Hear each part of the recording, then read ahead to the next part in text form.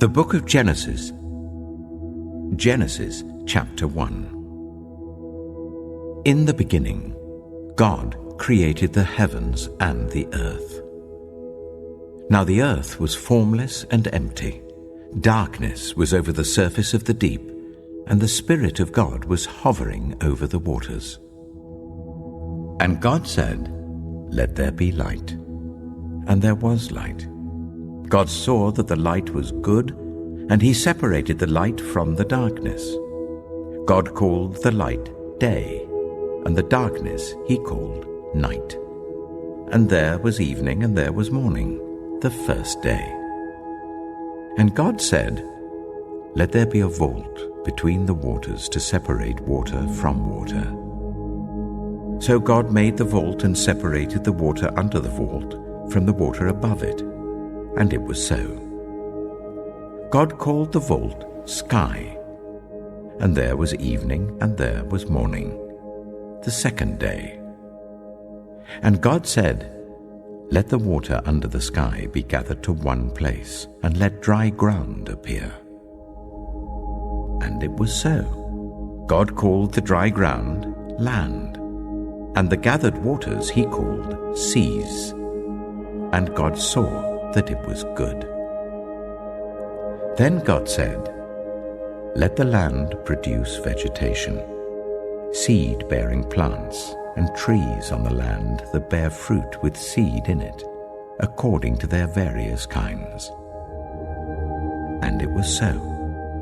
The land produced vegetation, plants bearing seed according to their kinds, and trees bearing fruit with seed in it according to their kinds. And God saw that it was good. And there was evening and there was morning, the third day. And God said, "Let there be lights in the vault of the sky, to separate the day from the night, and let them serve as signs to mark sacred times and days and years. And let them be lights in the vault of the sky to give light on the earth." And it was so. God made two great lights, the greater light to govern the day, and the lesser light to govern the night. He also made the stars. God set them in the vault of the sky to give light on the earth, to govern the day and the night, and to separate light from darkness. And God saw that it was good. And there was evening, and there was morning, the fourth day. And God said, "Let the water teem with living creatures, and let birds fly above the earth, across the vault of the sky." So God created the great creatures of the sea, and every living thing with which the water teems and that moves about in it according to their kinds, and every winged bird according to its kind. And God saw that it was good. God blessed them and said, "Be fruitful, and increase in number, and fill the water in the seas, and let the birds increase on the earth." And there was evening, and there was morning, the fifth day. And God said, "Let the land produce living creatures according to their kinds, the livestock, the creatures that move along the ground, and the wild animals, each according to its kind." And it was so. God made the wild animals according to their kinds, the livestock according to their kinds, and all the creatures that move along the ground according to their kinds. And God saw that it was good. Then God said, "Let us make mankind in our image, in our likeness, so that they may rule over the fish in the sea and the birds in the sky, over the livestock and all the wild animals, and over all the creatures that move along the ground."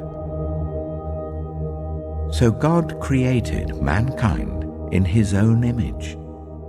In the image of God he created them, male and female he created them.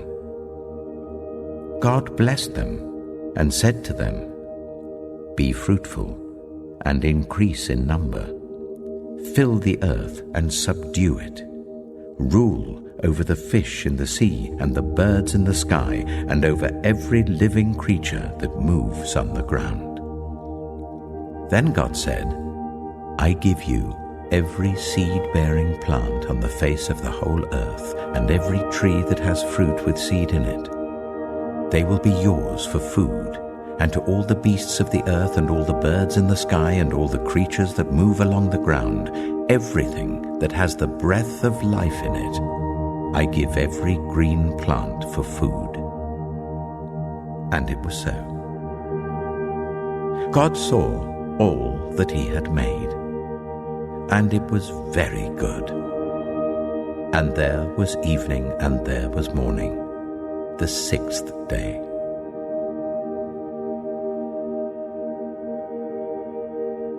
Genesis chapter 2. Thus the heavens and the earth were completed in all their vast array. By the 7th day, God had finished the work he had been doing. So on the 7th day he rested from all his work. Then God blessed the 7th day and made it holy, because on it he rested from all the work of creating that he had done. This is the account of the heavens and the earth when they were created, when the Lord God made the earth and the heavens. Now no shrub had yet appeared on the earth, and no plant had yet sprung up. For the Lord God had not sent rain on the earth, and there was no one to work the ground. But streams came up from the earth and watered the whole surface of the ground. Then the Lord God formed a man from the dust of the ground, and breathed into his nostrils the breath of life. And the man became a living being. Now the Lord God had planted a garden in the east, in Eden, and there he put the man he had formed. The Lord God made all kinds of trees grow out of the ground, trees that were pleasing to the eye and good for food. In the middle of the garden were the tree of life and the tree of the knowledge of good and evil. A river watering the garden flowed from Eden. From there it was separated into 4 headwaters. The name of the first is the Pishon. It winds through the entire land of Havilah, where there is gold. The gold of that land is good. Aromatic resin and onyx are also there. The name of the second river is the Gihon. It winds through the entire land of Cush. The name of the third river is the Tigris. It runs along the east side of Ashur, and the fourth river is the Euphrates. The Lord God took the man and put him in the Garden of Eden to work it and take care of it.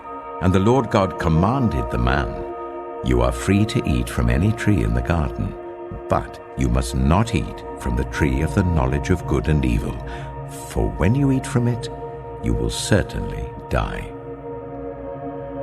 The Lord God said, It is not good for the man to be alone. I will make a helper suitable for him. Now the Lord God had formed out of the ground all the wild animals and all the birds in the sky.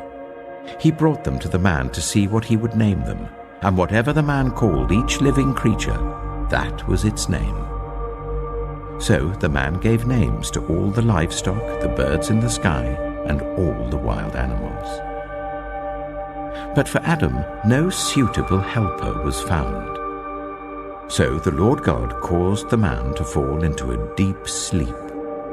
And while he was sleeping, he took one of the man's ribs and then closed up the place with flesh.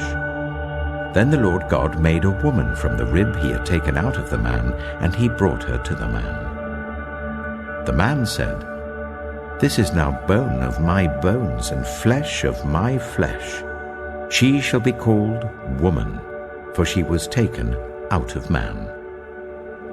That is why a man leaves his father and mother and is united to his wife, and they become one flesh. Adam and his wife were both naked, and they felt no shame.